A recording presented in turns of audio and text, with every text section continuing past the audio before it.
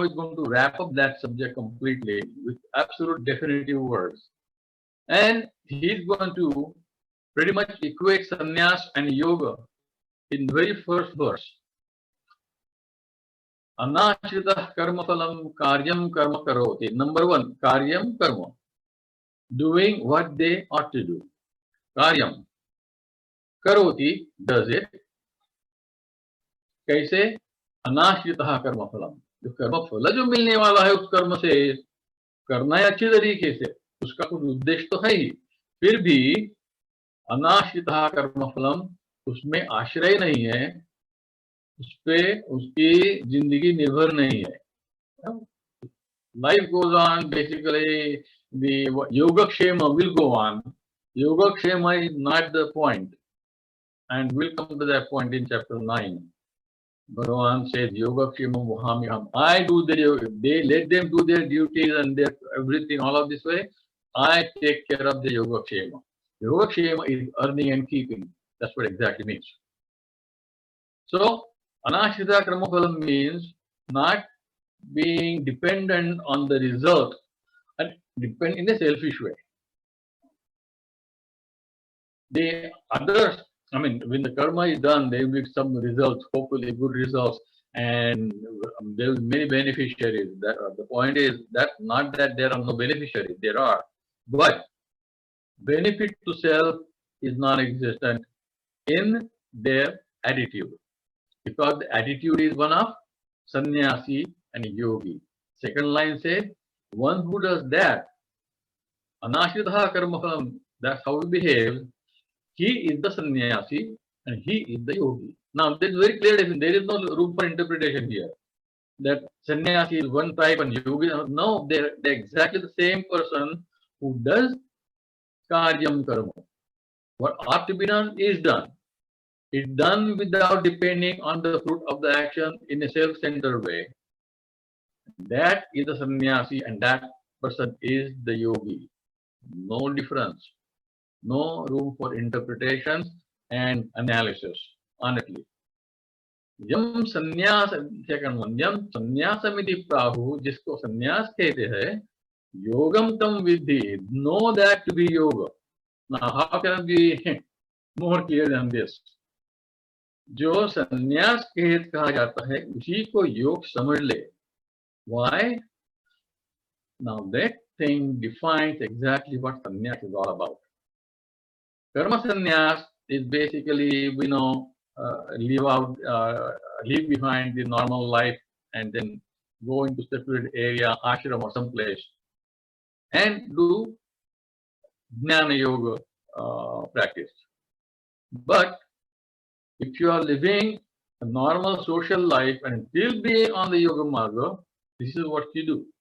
Asanyasta sankalpaha.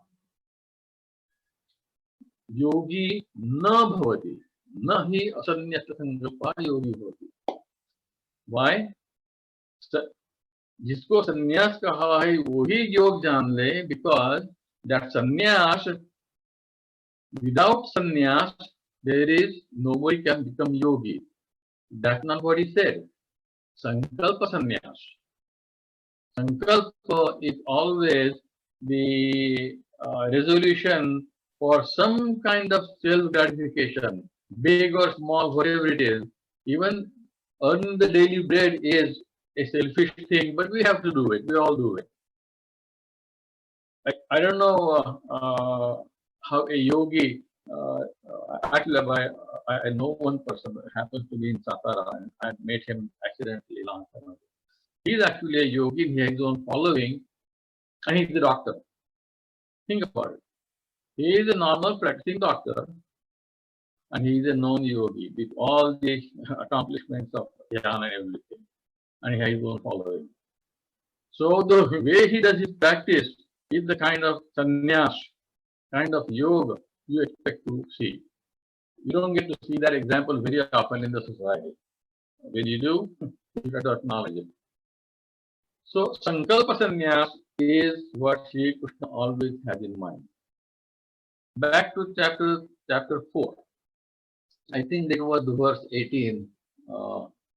Yasya sarve samarambhaha kama sankalpa varjitaha.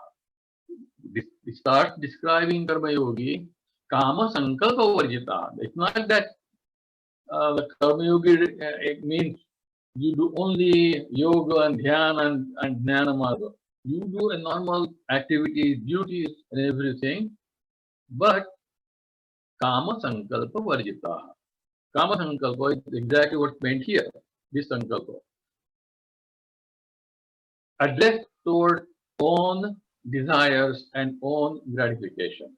That is Kama Sankalpa. So, for a Karma Yogi, that's out of the question. Duty is for everybody else. And there are two places in Gita, chapter 5 and chapter 12. And the word is used, Sarva Bhuta Hite Rataha.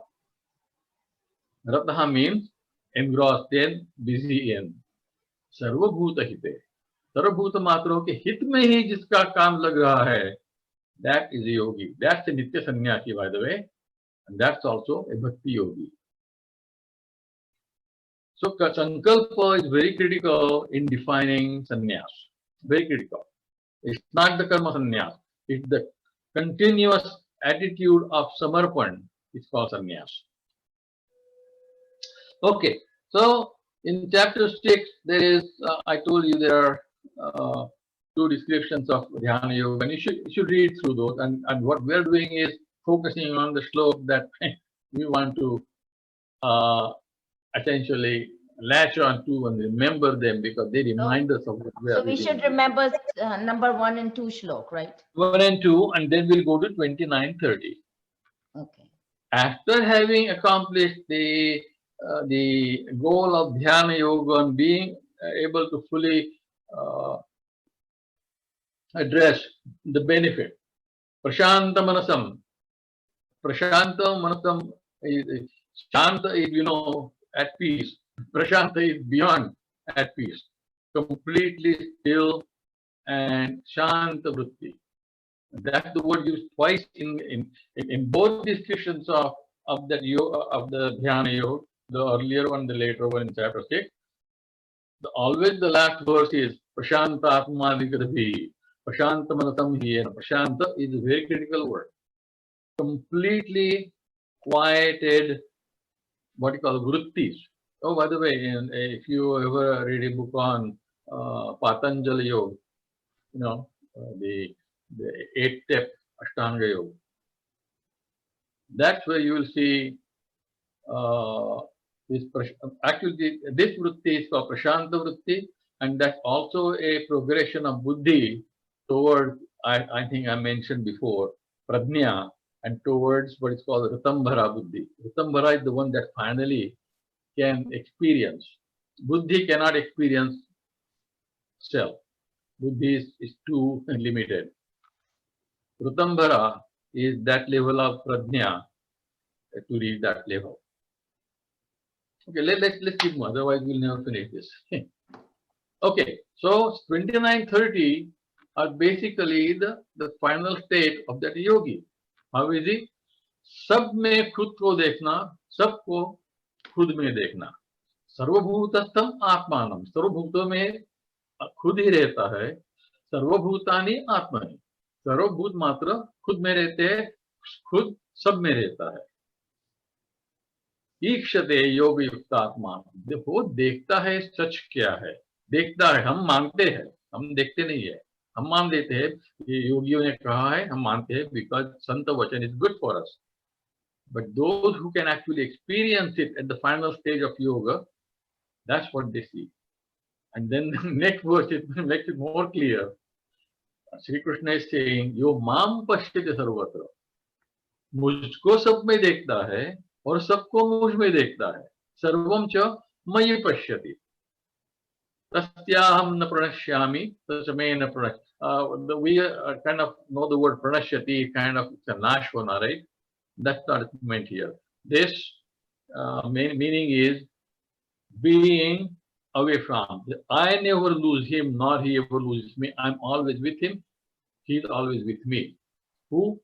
He says, the one who can see self in all and all in self, and also understand that I'm in all and all are in me. For him, I'm never away from him. He's never away from me. The pranashyati all means actually separation, being away from. And separation from God is a kind of nash, as we know. That the downward spiral, degradation, moving away from our original self. That's why pranashyati is a good word, but to be read in the sense, भगवान से अलग होना हो ही नहीं सकता, मैं उससे अलग नहीं होता, वो मुझसे अलग नहीं होता. That's what pranashyati means here.